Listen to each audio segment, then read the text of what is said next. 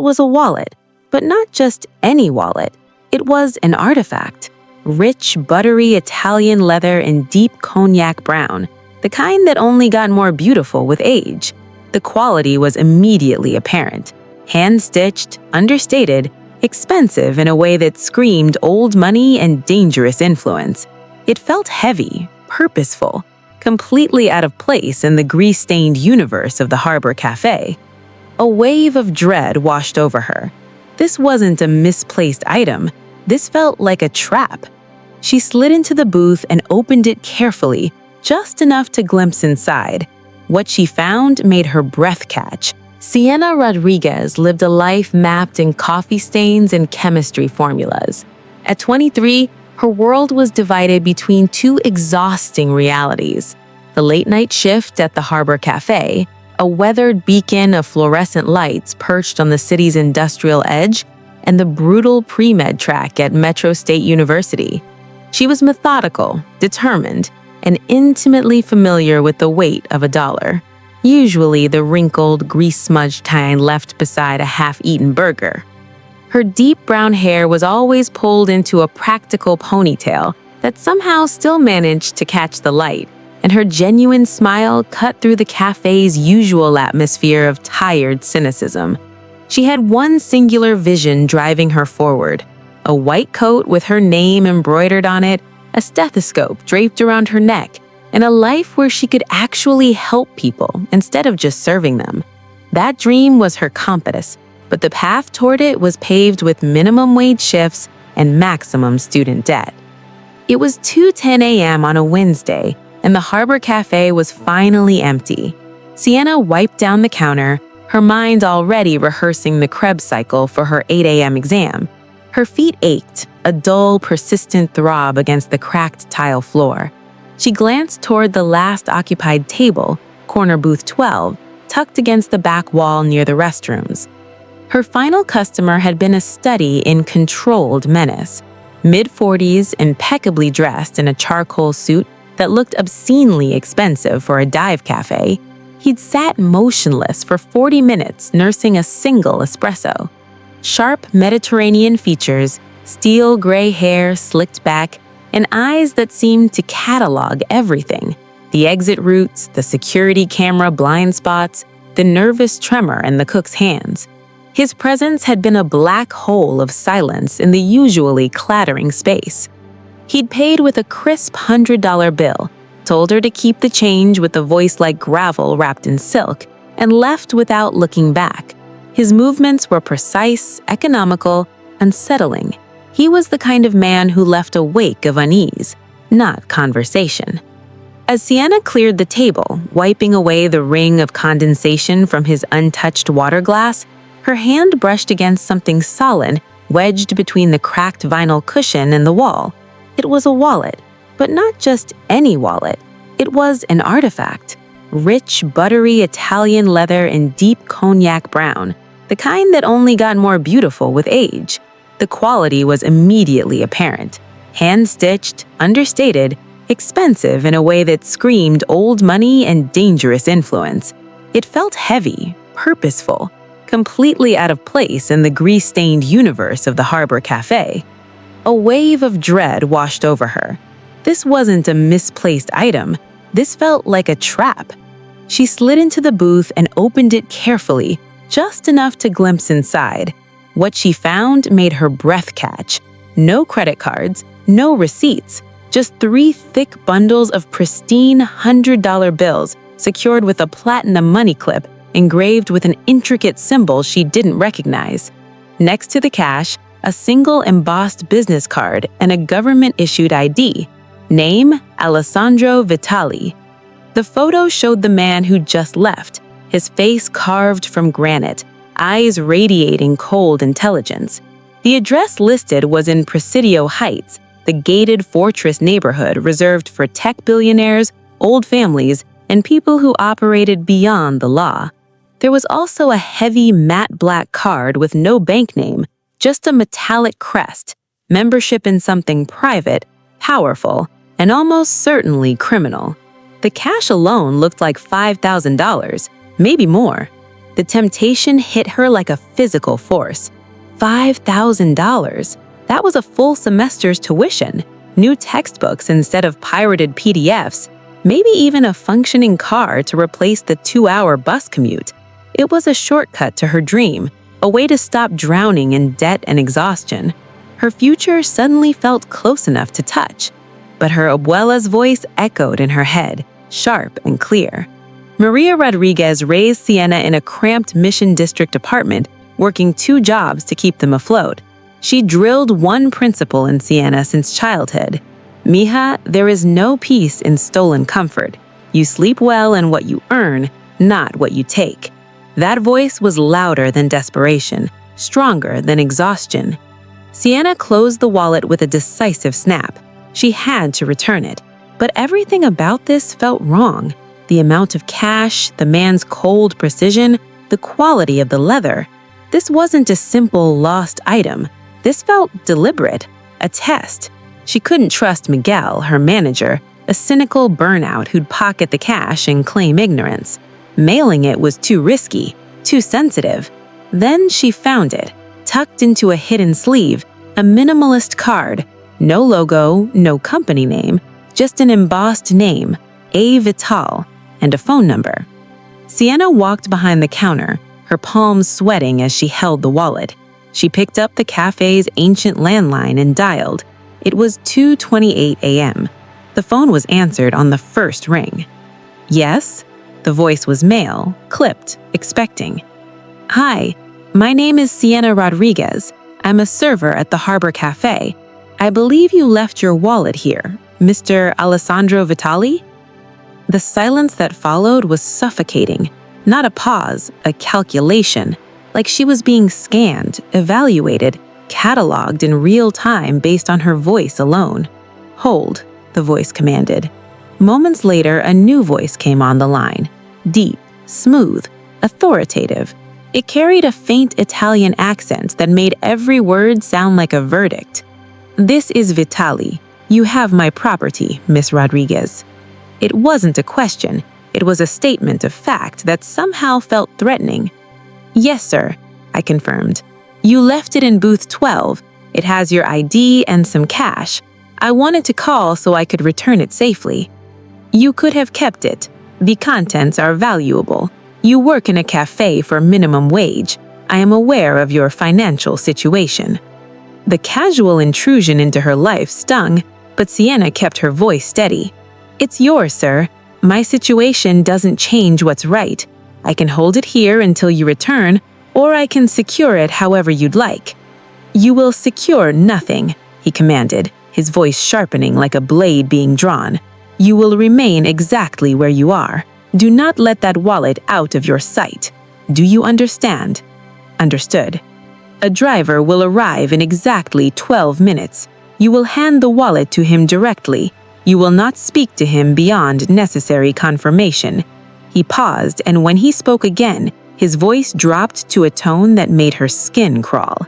And Miss Rodriguez, you did not open that wallet. Confirm this. Sienna knew she was being tested, knew he was measuring her. She hesitated for a fraction of a second, then made a terrifying decision. Confirmed, sir. It remained closed and untouched. Good. Your honesty, or lack thereof, will be evaluated. Wait. The line went dead with a sharp click. Sienna hung up, her hand trembling. She'd just lied to a man who clearly operated outside the boundaries of normal society. The wallet on the counter felt radioactive. She locked the cash register, locked the front door, and sat on a stool, watching the empty street through the plate glass window. She knew she'd done the right thing by calling, but she had a sinking feeling that doing the right thing had just signed her name to a contract written in darkness. The 12 minutes felt like 12 hours. At exactly 2:40 a.m., a massive black Mercedes G-Wagon pulled up outside, windows tinted to opacity, idling with predatory silence. It wasn't just a vehicle, it was a statement of power and immunity. A man stepped out, tall, broad-shouldered, wearing an expensive black overcoat. He moved with deliberate grace, his eyes scanning the street with trained efficiency. He wasn't Alessandro Vitali, but he carried the same aura of focused danger. He pushed open the cafe door. "Sienna Rodriguez." Not a question, a confirmation. "Yes," she said, standing quickly. She slid the wallet across the counter. "Here." The man subjected her to a full visual scan, searching for tells, for deception, for any sign she'd tampered with the contents. Finally, he picked up the wallet, tapped the leather twice with his thick fingers, confirming its weight, and slipped it into his coat. "Mr. Vitali appreciates your promptness," he stated. He placed a thick manila envelope on the counter. "His gratitude." "I don't need payment," she said quickly. "It was the right thing to do. The directive is non-negotiable. Accept the exchange. It closes the transaction." He gave a curt nod and walked out. The G-Wagon pulled away seconds later, disappearing into the night. Sienna slowly reached for the envelope. Inside, $6,000 in crisp bills. But there was also a note on expensive cream cardstock. "Miss Rodriguez, an interesting choice. You have prioritized principle over profit in a world that seldom rewards it. Your name is now associated with a trait I require. Do not spend these funds immediately. Do not mention this to anyone. You have passed the preliminary evaluation. Wait for contact. AV." The fear rushed back. Preliminary evaluation? She hadn't just returned a wallet. She'd been observed, tested, cataloged. Alessandro Vitali wasn't a businessman. He was something operating in shadows, running field tests. The money wasn't a reward. It was a leash. The next 3 weeks were a waking nightmare. Sienna felt watched constantly. She told no one about the money, locking it untouched in a metal box hidden in her closet. The cash felt too dangerous to spend, evidence of a secret she couldn't escape. She threw herself into her studies, trying to outrun the anxiety. Her exhaustion became chronic, her nerves frayed. The contact came in the most unnerving way possible. Sienna was studying in the university library's late-night section at 10:45 p.m., buried under textbooks on cellular respiration. She felt it first, a shift in air pressure, a chill of focused attention. She looked up and her breath caught. Alessandro Vitali was standing 15 feet away, beneath harsh fluorescent lighting. He wore a perfectly tailored navy cashmere coat over dark slacks, looking less like a criminal and more like an extremely wealthy, dangerous academic. But his presence was unmistakably menacing. He didn't smile, just maintained a steady, unwavering gaze until she acknowledged him. He'd been waiting. Heart pounding, Sienna walked toward him. "Mr. Vitali, what are you doing here?" He gestured toward a secluded corner. They walked in silence. He stopped at an empty table, didn't sit, forced her to stand before him. That night, he began, his voice low and precise. The wallet contained operational funds and sensitive information. Leaving it was a calculated risk, a field test. I needed to know who in that area could be trusted, who would act on principle when no one was watching. You, Sienna Rodriguez, are the only one who passed, not with greed, with integrity. He pulled out a specialized encrypted phone and slid it across the table. I need resources in places conventional methods cannot reach. Someone clean, someone like you. Your dream is to become a doctor. I will pay for everything. Medical school, living expenses, no debt. You graduate debt-free and secure. Sienna stared at the phone. It was her entire future handed to her by a messenger from the underworld. "What's the price, Mr. Vitali?" she asked, her voice steadying. His eyes narrowed slightly. Approval. "The price is simple. Absolute loyalty and silence. You will be my medical resource. Certain associates, powerful people, who cannot risk public attention or hospital records, require discreet medical care. You will go where I send you. Treat the injury, stabilize the patient, say nothing about what you see, who you treat, or where you go. Ever. Your professionalism must be absolute. Your curiosity, non-existent." He leaned in. "If you refuse, you remain a server, struggling but safe. If you accept, You walk into your future fully funded, but you are mine. And if you ever speak a word of what you see or try to use this knowledge against me, I will ensure your future is permanently revoked. Choose now, Sienna." She looked at the phone, seeing her future, seeing the shadow over it. She thought of the exhaustion, the debt, the impossible years stretching ahead. Her integrity had led her here, and now it demanded she make a choice that would redefine it. She reached out and picked up the phone. Cold, heavy, a technological leash. "I accept, Mr. Vitale," she said, her voice clear despite the terror in her chest. A ghost of a smile touched his lips. "The initial funds are in a secure account. Begin your enrollment, give your notice at the cafe, and call me Alessandro, Sienna. We are partners now." The chilling intimacy was a new kind of terror. He was not merely an employer. He was a patron, a silent owner. He turned and walked out of the library as silently as he'd arrived, leaving Sienna standing alone with her future, a future secured by a man she feared, controlled by a phone that had yet to ring. Sienna quit the Harbor Cafe the next day. She used the funds Alessandro had provided, paid her tuition in full, bought quality textbooks, moved into a small, safe apartment near campus. Her life had been reset, her dreams dramatically accelerated. She poured herself into her studies, trying to convince herself this was philanthropy with no real strings. The encrypted phone sat on her nightstand, like a black bomb. She never turned it off, checked the battery obsessively. 5 long months passed. The fear of Alessandro receded into dull background anxiety. Maybe, she thought desperately, he'd forgotten about her. Then, during finals week, at 3:20 a.m. on a freezing night, the encrypted phone rang. The ringtone was sharp, grating, impossible to ignore. Sienna's eyes snapped open. The fear was instantaneous, absolute. "Sienna." Alessandro's voice was tight, urgent, strained.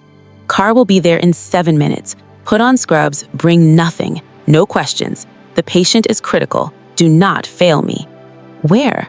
"Secure location outside the city. The driver has the address. Focus, Sienna. Someone's life depends on your skill and your silence." The line went dead.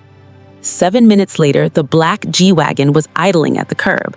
The drive was long, silent, winding through dark country roads until they reached an enormous, isolated estate.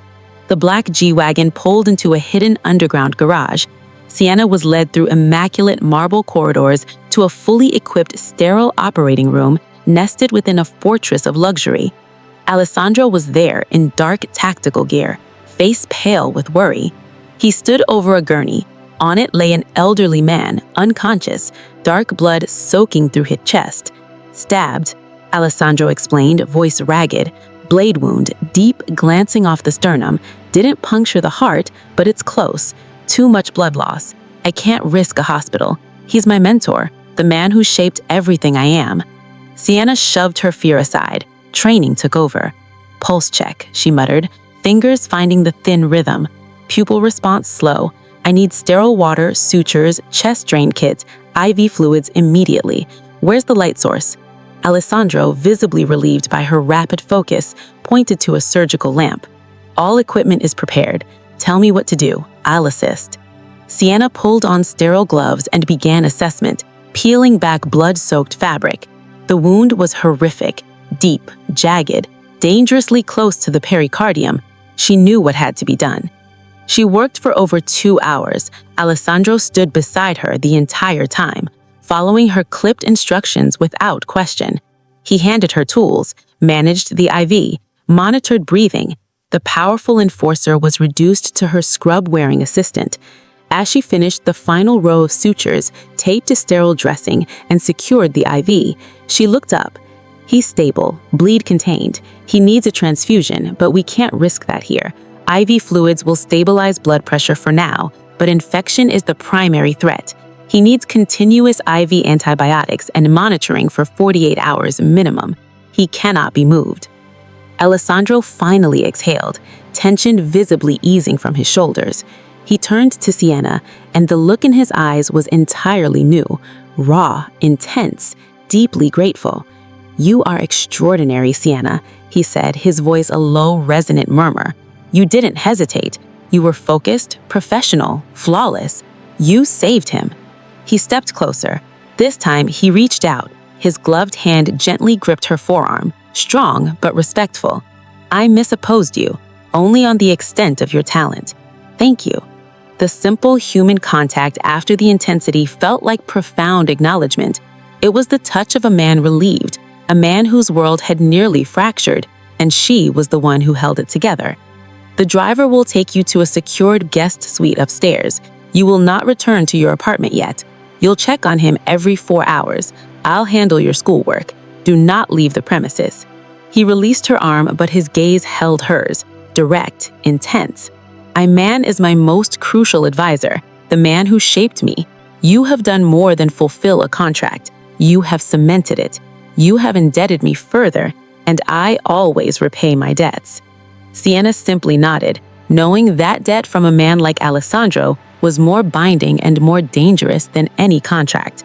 She had passed the ultimate test, and the passing grade had bound her to a destiny she was only beginning to comprehend, a future defined by silent commitment and the chilling energy that sparked every time the enforcer looked at her.